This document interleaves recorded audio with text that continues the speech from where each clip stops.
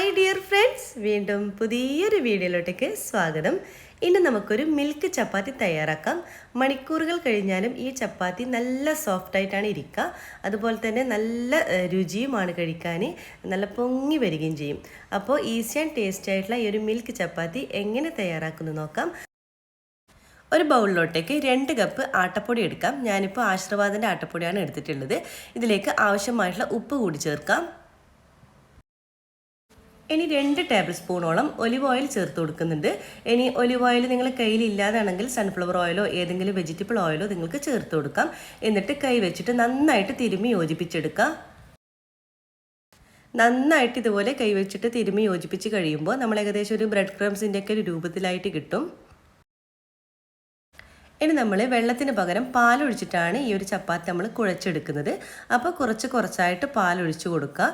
പാലിന് ഇത്ര അളവെന്നില്ല, നമ്മൾ എടുക്കുന്ന പൊടിൻ്റെ അനുസരിച്ചിട്ട് നമ്മൾ കുഴക്കുന്ന പാകത്തിന് വേണം നമ്മൾ പാലൊഴിച്ച് കൊടുക്കാൻ.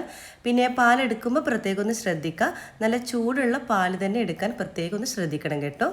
എന്നിട്ട് നന്നായിട്ട് നമ്മൾ സാധാരണ ചപ്പാത്തിക്കൊക്കെ കുഴക്കുന്ന രീതിയിൽ കുഴച്ചെടുക്കുക.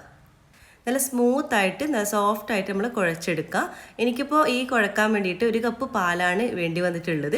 എന്നിട്ട് നമ്മൾ ഒരു ബൗളിലോട്ടേക്ക് വെച്ചിട്ട് നമുക്കിവിടെ ഒരു 10 മിനിറ്റ് ഒന്ന് അടച്ച് വെച്ചൊന്ന് റെസ്റ്റ് ചെയ്യാൻ വെക്കാം.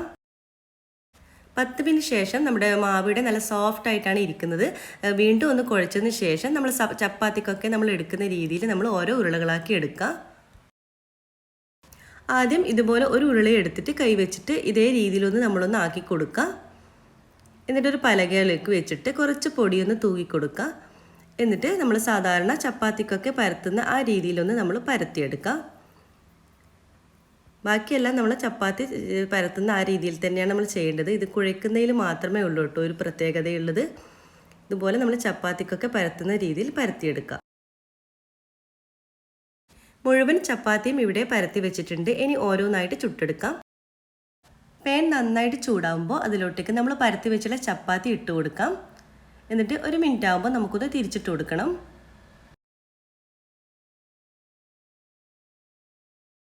ഇനി നമ്മൾ സാധാരണ ചപ്പാത്തി പോലെ 1 മിനിറ്റ് കഴിയുമ്പോൾ തിരിച്ചിട്ട് കൊടുക്കാം. തിരിച്ചിട്ട ഭാഗം ഇതുപോലെ ചെറിയ ബബിൾസ് ആയിട്ട് വരും. അപ്പോൾ നമുക്കൊന്ന് വീണ്ടും ഒന്ന് തിരിച്ചിട്ട് കൊടുക്കാം.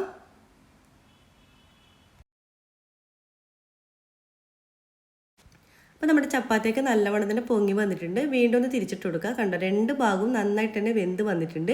അപ്പോൾ നമ്മുടെ ചപ്പാത്തി ഇവിടെ റെഡി ആയിട്ടുണ്ട്. അപ്പോൾ നമ്മുടെ വളരെ രുചിയായിട്ടുള്ള നമ്മൾ സോഫ്റ്റ് ആയിട്ടുള്ള മിൽക്ക് ചപ്പാത്തി ഒന്നിവിടെ റെഡി ആയിട്ടുണ്ട്. ഇതുപോലെ ബാക്കിയെല്ലാം തന്നെ നമുക്ക് ചുട്ടെടുക്കാം. അപ്പോൾ നമ്മുടെ സോഫ്റ്റ് ആയിട്ടുള്ള നമ്മുടെ മിൽക്ക് ചപ്പാത്തി എല്ലാം തന്നെ ചുട്ടെടുത്തിട്ടുണ്ട്. കണ്ടില്ലേ, നല്ല സോഫ്റ്റ് ആയിട്ടുള്ള പട്ട് പോലുള്ളൊരു ചപ്പാത്തിയാണ്. നമുക്ക് എത്ര കഴിച്ചാലും മതിയാവില്ല. എത്ര മണിക്കൂർ വെച്ചാലും ഇത് നല്ല സോഫ്റ്റ് ആയിട്ടാണ് ഇരിക്കുക. നമുക്കിത് വെറുതെ കഴിക്കാനും നല്ല ടേസ്റ്റാണ്. അപ്പോൾ ഇടയ്ക്ക് ചപ്പാത്തിയൊക്കെ തയ്യാറാക്കുമ്പോൾ ഈ ഒരു രീതിയിലും കൂടി ഒന്ന് തയ്യാറാക്കി നോക്കൂ. നല്ല ടേസ്റ്റുള്ളൊരു മിൽക്ക് ചപ്പാത്തിയാണ്. അപ്പോൾ എല്ലാവരും ട്രൈ ചെയ്ത് നോക്കുന്ന സമയത്ത് ഫീഡ്ബാക്ക് അറിയിക്കാൻ മറക്കരുത്. അതുപോലെ തന്നെ ലൈക്ക് ചെയ്യാനും ഷെയർ ചെയ്യാനും കമൻറ്റ് ചെയ്യാനും മറക്കരുത്. സബ്സ്ക്രൈബ് ചെയ്യാതെ കാണുന്നതാണെങ്കിൽ പ്ലീസ് ദയവായി ഒന്ന് സബ്സ്ക്രൈബ് ചെയ്യണേ. ഇൻഷാ അല്ലാഹ് വീണ്ടും മറ്റൊരു നല്ലൊരു വീഡിയോയിലൂടെ വീണ്ടും കാണാം. അതുവരേക്കും എല്ലാവർക്കും ഒരിക്കൽ കൂടി താങ്ക് യു.